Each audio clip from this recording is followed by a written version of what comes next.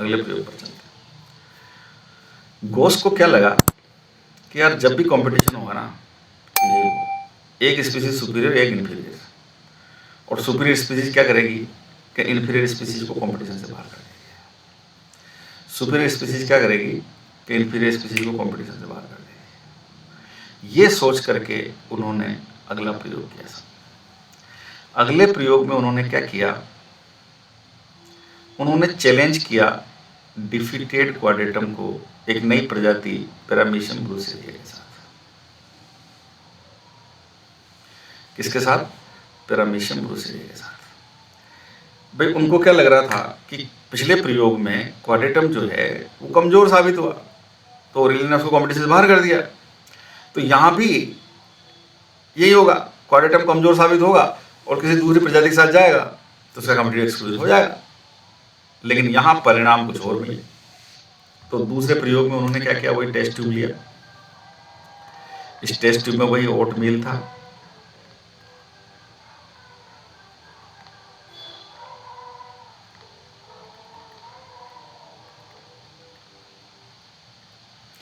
Bacterial fungi, और यहां उन्होंने ले लिया क्वाड्रेटम को और ब्रूसेरिया, क्वाड्रेटम को और ब्रूसेरिया को, ठीक, ओट मील के साथ। 15 दिन बाद क्या देखते हैं भाई साहब, the population density of both species increased. दोनों की ही पॉपुलेशन डेंसिटी बढ़ी, ठीक है। गौर करने वाली बात यह थी कि both are feeding in different parts of test tube. Test tube के अलग अलग हिस्से में दोनों की पॉपुलेशन डेंसिटी बढ़ी और दोनों टेस्ट ट्यूब के अलग अलग हिस्से में फीड कर रहे थे। ब्रूसेरिया जो है वो फीड कर रहा था लोअर पार्ट में, ये देख रहे हैं किसको, तो फंजाई को, क्योंकि लोअर पार्ट में फंजाई ज़्यादा थे, क्योंकि यहाँ ऑक्सीजन की कमी थी जिससे फंजाई यहाँ ज़्यादा थी। क्वाड्रेटम फीड कर रहा था अपर पार्ट में, किसको, बैक्टीरिया को, क्योंकि मुंह खुला हुआ है तो यहाँ सफिशिएंट ऑक्सीजन थी, इसलिए बैक्टीरिया की ग्रोथ यहाँ ज़्यादा थी। अब साहब जो गोश्त साहब समझ रहे थे वो तो रायता फैल गया इसमें। तो गोश्त तो क्या सोच रहे थे कि डिफिटेड है, कमजोर है क्वाड्रेटम, तो अगर किसी दूसरी प्रजाति के साथ जाएगा तो हो जाएगा इसका एक्सक्लूजन। यहाँ तो एक्सक्लूजन हुआ नहीं, यहाँ तो दोनों की पॉपुलेशन डेंसिटी बढ़ रही है। पहली चीज तो आप गौर से देखो, यहाँ दोनों की पॉपुलेशन डेंसिटी बढ़ रही है। तो जैसे मैंने कहा कि दोनों की पॉपुलेशन डेंसिटी बढ़ रही, तो भाई साहब अब समझ में आ गया होगा आपको, ये प्लस प्लस हुआ कि माइनस माइनस हुआ, माइनस माइनस, समझ गए ना। और ये माइनस माइनस क्यों, इन दोनों की जो पॉपुलेशन डेंसिटी बढ़ने की रेट रही होगी वह कम रही होगी। किसकी तुलना में कम रही होगी, जब इनको लिया गया था सेपरेटली। इन दोनों की पॉपुलेशन डेंसिटी बढ़ने की जो रेट रही होगी वो कम रही होगी, किसकी तुलना में, जब इनको लिया गया था सेपरेटली, ठीक। दूसरी बात, गोस को लगा था कि हमेशा जो है एक सुपीरियर एक इन्फीरियर साबित होगा और सुपीरियर इन्फीरियर को कंपटीशन से बाहर कर देगा, लेकिन यहाँ तो ऐसा कुछ हो नहीं रहा, दोनों की पॉपुलेशन डेंसिटी बढ़ रही है दोनों। तो फिर उन्होंने जब ये प्रयोग 2-3 बार दोहराया तो उनको हमेशा यही परिणाम मिले। तो फिर उससे उनको क्या समझ में आया, पहली चीज तो ये समझ में आई कि हमेशा कंपटीशन में एक्सक्लूजन नहीं होता। हमेशा कंपटीशन में, मैंने कल एक बात बोली थी आपको, थ्योरेटिकली बोली थी, अब आप उसको महसूस कर रहे होंगे कि competition rarely leads to species extinction. Rarely ही स्पीसीज का एक्सटिंक्शन होता है, but it may occur some time when resources are limited, but not always. ये कभी कभी हो सकता है जब रिसोर्स लिमिटेड, लेकिन रिसोर्स लिमिटेड होंगे, कंपटीशन होगा, तय हो गया कि भैया एक प्रजाति एक्स्ट्रा ना ना। आप गौर से देखो, यहां भी रिसोर्स लिमिटेड है और यहां भी रिसोर्स लिमिटेड है। यहां तो एक्सक्लूजन नहीं हो रहा और यहां एक्सक्लूजन हो रहा है। दोनों सेम है, दोनों में रिसोर्स लिमिटेड है, लेकिन जब क्वाड्रेटम को ओरेलिया के साथ लिया तो क्वाड्रेटम का एक्सटिंक्शन हो गया, एक्सक्लूजन हो गया, और जब ब्रूसेरिया के साथ लिया तो नहीं हुआ। तो समझ गए ना कि रिसोर्स लिमिटेड हो जाने से ही कंपटीशन में एक्सक्लूजन हो जाएगा, नहीं। एक्चुअल में एक्सक्लूजन किसका होता है, ये डिपेंड करता है उस प्रजाति के निक पर, उस प्रजाति के निक पर। और यहां जो हुआ है इसी को कहते हैं रिसोर्स पार्टीशन। यहां जो हुआ है इसी को कहते हैं resource partition. What is the resource partitioning?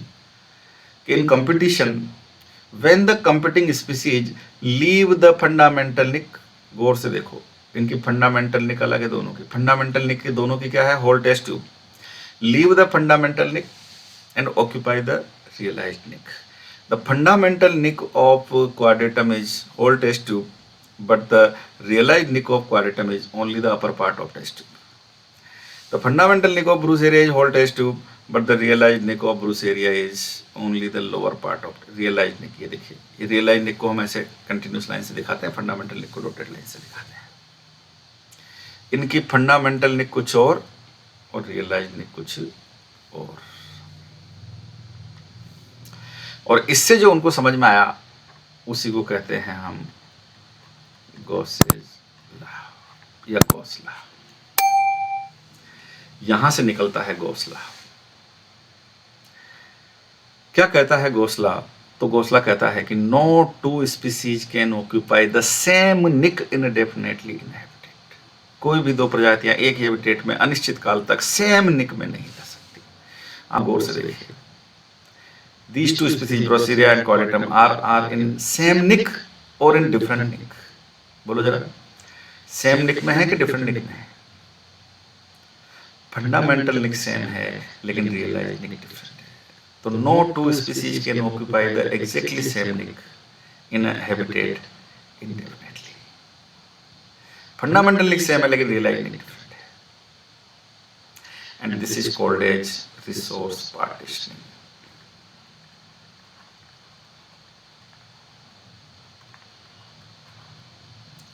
This is called as resource partitioning. What is the resource partitioning?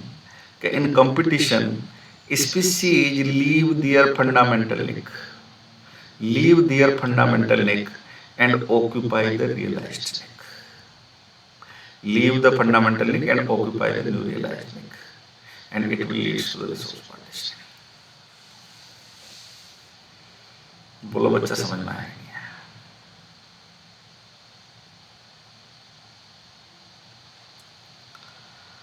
अब अगर आपको ये बात समझ में आ गई तो अब खोलो एनसीईआरटी।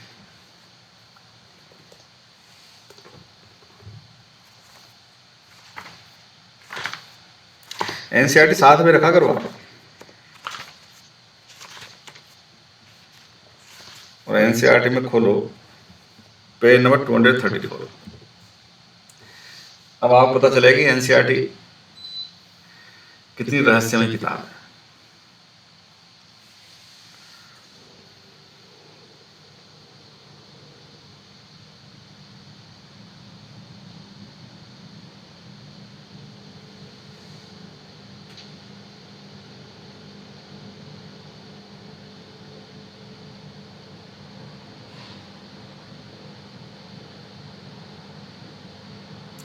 और इतना क्या बोलूं मैं आपको, गोड़ मोड़ करके लिखता है ना तो पूछो मत। मतलब आप अगर सावधानी हटे दुर्घटना घटे। मैं शुरू से पढ़ता हूँ, मैं डार्विन का भी केस बता दूंगा आपको। अब आप तो अपने घर में हैं तो आपको डार्विन का भी केस बता दूंगा। शुरू से पढ़ता हूँ। When Darwin spoke of the struggle for existence and survival of the fittest in nature, he was convinced that interspecific competition is a potent force in organic evolution.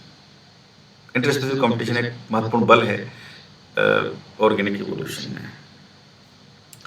It is generally believed that competition occurs when closely related species compete for the same resource that are limiting.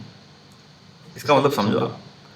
It is generally believed that competition occurs when closely related species compete for same resource that are limiting. तो भाई closely related species जो हैं वो compete कर रही होती हैं same resource के लिए जो limited है, यानी resource limited होंगे तो ही competition होगा और वो closely related में होगा। तो इसको समझा रहा है, but this is not entirely true। पर यह पूर्ण सत्य नहीं है कि closely related में ही होगा और तभी होगा जब लिमिटेड होंगे। दोनों में, मतलब डिस्टेंटली रिलेटेड में भी हो सकता है और रिसोर्स अनलिमिटेड है तब भी हो सकता है। It is not entirely true. Clear है? Now firstly the totally unrelated species could also compete for the same resource. जैसे मैंने वो अमेरिका दक्षिणी अमेरिका की झीलों में फ्लेमिंगो उसका, तो अनरिलेटेड स्पीसीज के बीच कंपटीशन। फिर एग्जांपल दे रहा है, for instance in some shallow South American lakes visiting flamingo resident fishes compete for the common food the zooplankton in the lake. अब दूसरा क्या, रिसोर्स अनलिमिटेड होंगे तभी कंपटीशन होगा, रिसोर्स अनलिमिटेड होंगे तभी कंपटीशन, तो उसको समझा रहा है दूसरा। Secondly, resource need not to be limiting for competition to occur, मतलब रिसोर्स लिमिटेड होंगे तो ही कंपटीशन होगा ऐसा नहीं है, रिसोर्स अनलिमिटेड है तो भी कंपटीशन होगा। Secondly, resource need not to be limiting for competition to occur, ठीक है। In interference competition, the feeding efficiency of one species might be reduced due to the interfering and inhibitory presence of other species, even if resource, food and space are abundant. Resource abundant है, लेकिन फिर भी competition हो रहा है। समझ में आ गई बात? क्लियर है? मैंने इसको पहले आपको सरल भाषा में समझा दिया, एनसीईआरटी में इसको गूढ़ रहस्यमय भाषा में लिखा हुआ। तो अब वो जब मैंने पूरा समझा दिया उसके बाद अब मैं आपको एनसीईआरटी की लाइन बता रहा हूँ। ऐसे नहीं होता एनसीईआरटी की लाइन पढ़ लो समझ है, वो ये उल्लू बनाने का तरीका है भाई साहब। आ जाओ इधर, क्लियर है? अब इसके आगे पढ़ते हैं। Therefore, competition is best defined as the process in which fitness of one species measured in terms of R, the intrinsic rate of increase, is significantly lower in the presence of another species. और इसलिए competition को define करेंगे minus minus के रूप में। R, the intrinsic rate of increase, दोनों की ही कम होगी।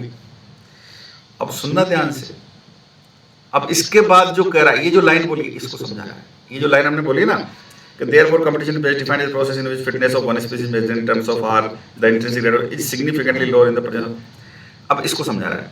It is relatively easy to demonstrate in laboratory experiments। ये जो भी हमने कहा minus minus decrease in fitness, इसको डिमॉन्स्ट्रेट करना आसान है लेबोरेटरी में।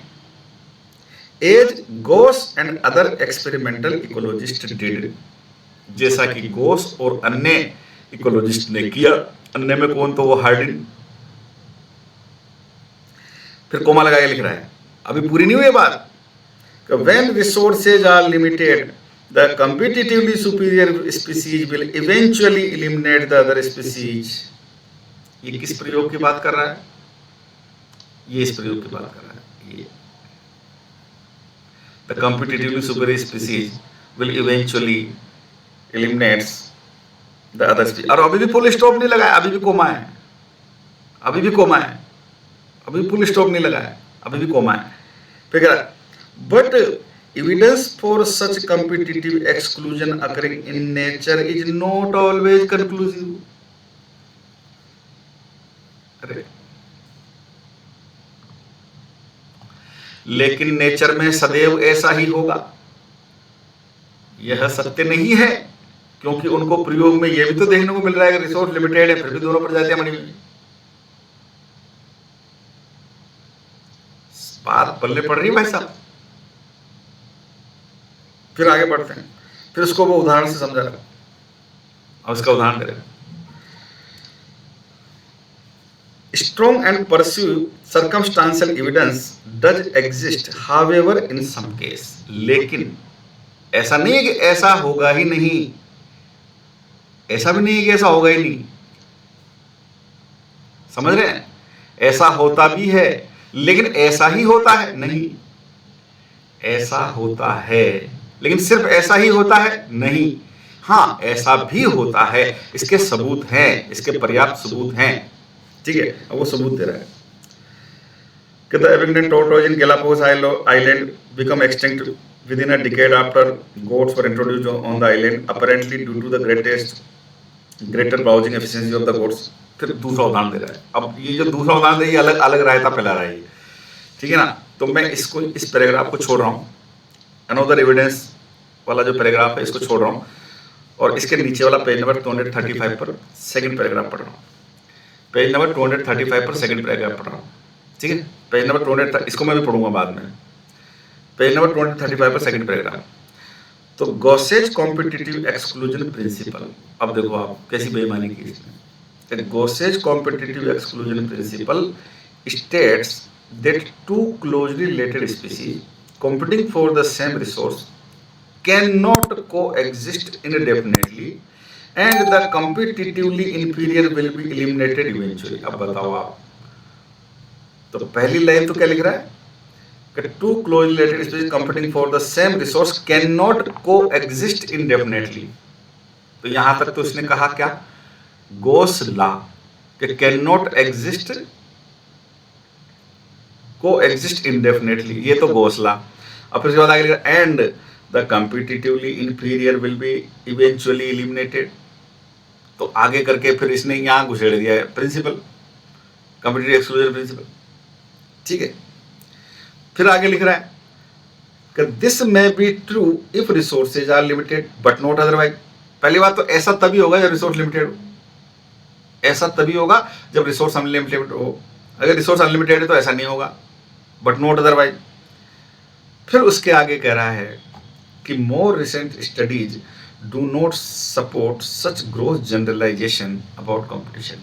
फिर वही कह रहा है ये जो भी थोड़ी देर पहले कहा कि भाई कंपटीशन में एक सुपीरियर एक इंफीरियर होगा और सुपीरियर इंफीरियर को बाहर कर देगा, ऐसा नहीं होगा, ऐसा नहीं होता है, इसको आप ग्रोथ जनरलाइजेशन नहीं कर सकते हैं। फिर वही बात कर रहा है ये, ठीक है ना, कि more recent studies do not support such growth generalization about competition while they do not rule out the occurrence of interspecific competition in nature, they point out that species facing competition might evolve the mechanism that promote coexistence rather than exclusion।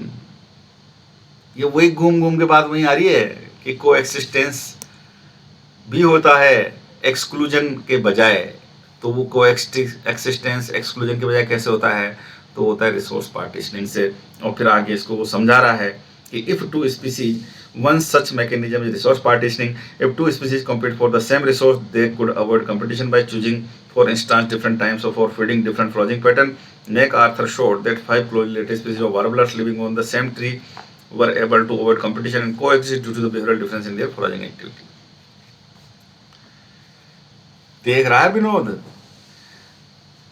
कैसे बिना कुछ कहे बहुत कुछ कह रही है NCERT. और इसलिए सीएम सर यूं थोड़ी कहते हैं कि एनसीईआरटी को समझना समझाना काम नहीं है बच्चों का, तेल निकल जाता है अच्छों का। आप तो इन सारी बातों को फील कर रहे हैं।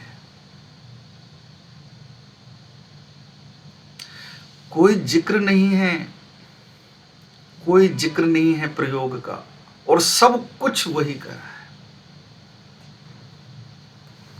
आप देख तो लो, मतलब कोई जिक्र नहीं, हम जो प्रयोग डिस्कस कर रहे हैं ना, इसका कोई जिक्र नहीं है और सब कुछ वही कर रहा है, घुमा घुमा करके भाई साहब लपेट लपेट करके दे रहा है। मैं इसलिए तो कहता हूं ये विद्वान नहीं है, ये महाविद्वान है। ये भाई साहब वेदव्यास जी की तरह महाभारत लिखने वाले लोग हैं, ये भगवान कृष्ण की तरह भगवत गीता वाले लोग हैं, ये जो लोग ये एनसीईआरटी लिखते हैं। मैं सच बता रहा हूं आपको, मतलब, और सिर्फ इसी चैप्टर में नहीं है, हर चैप्टर में है। मैं आपको शुरू से हर चीज को समझाऊं, देखो ये लिखा हुआ है, इसका ये मतलब है। और ऐसे नहीं होता कि एनसीईआरटी की लाइन पढ़ गई और लाइन समझ में आ गई। इसके सब आप देख लो भाई साहब, यूट्यूब पर जाने का चल रहा है भाई साहब, लोग लाइन टू लाइन। अरे भैया, यहाँ तो एक कोमा फुल स्टॉप चूक जाओ ना, जिसमें रायता फैल जाता है। बताओ आप, मतलब कोमा फुल स्टॉप का भी विशेष ध्यान रखने की जरूरत है इसमें। अगर कोमा फुल स्टॉप चूक गया तो भी रायता फैल जाएगा। ठीक है, हाँ, आ जाओ इधर। अब आ जाते हैं चौथे प्रयोग पर। फिर जो बाकी एक पैराग्राफ मैंने छोड़ दिया है उसको भी हम समझ लेंगे, ठीक है ना। यहां तक तो क्लियर है जेबा। अब आगे समझ में आपको कि उन्होंने क्या रायता फैला रखा है। उन्होंने गोसला और एक्सक्लूजन प्रिंसिपल दोनों को एक साथ मिक्स कर दिया।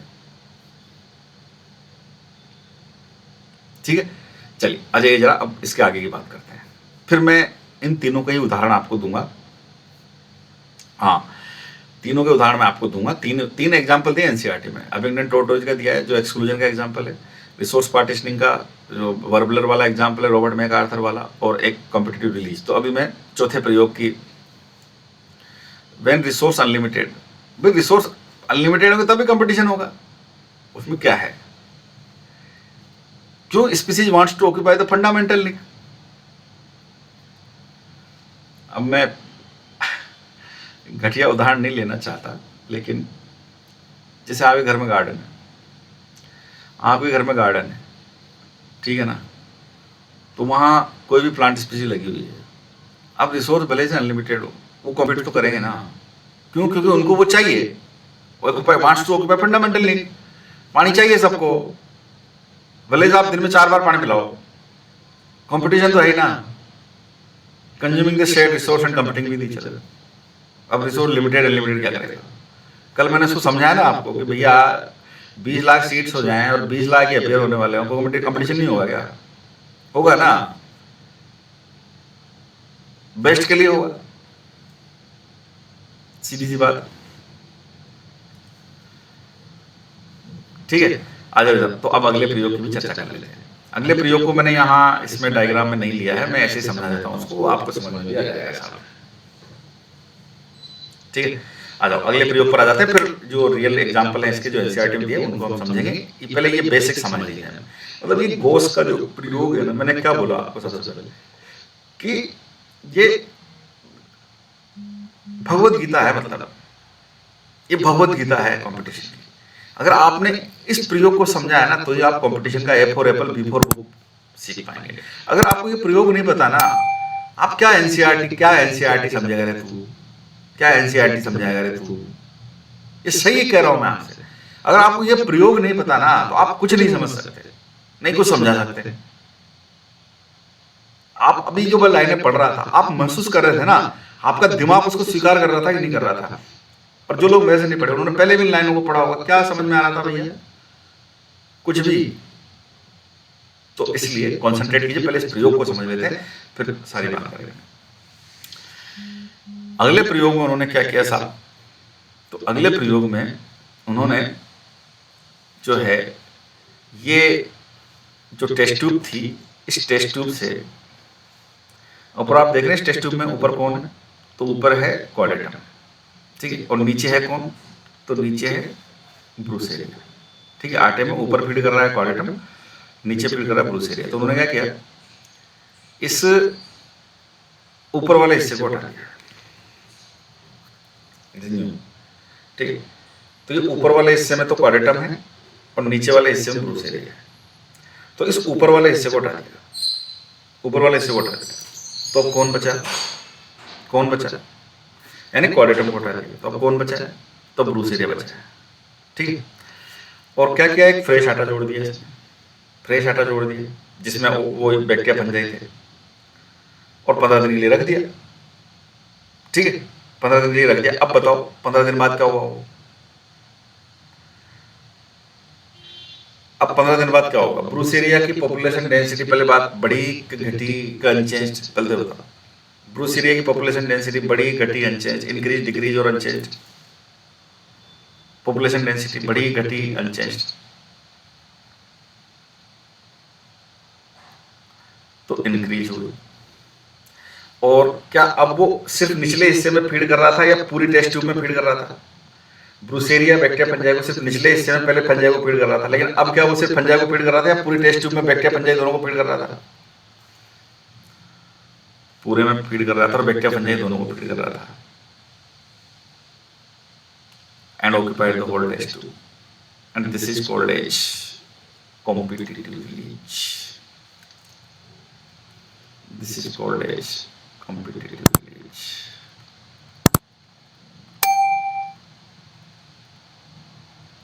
What is the resource partitioning? तो मैंने अभी समझाया कि when species leave the fundamental niche, occupy the realized niche, that is competitive, that is resource partitioning। What is the competitive leach? In the absence of competing species, quadritum, other species, Bruceria, leave the realized niche and occupy the fundamental niche, and this will lead to the competitive leach। बोलो समझ में आया?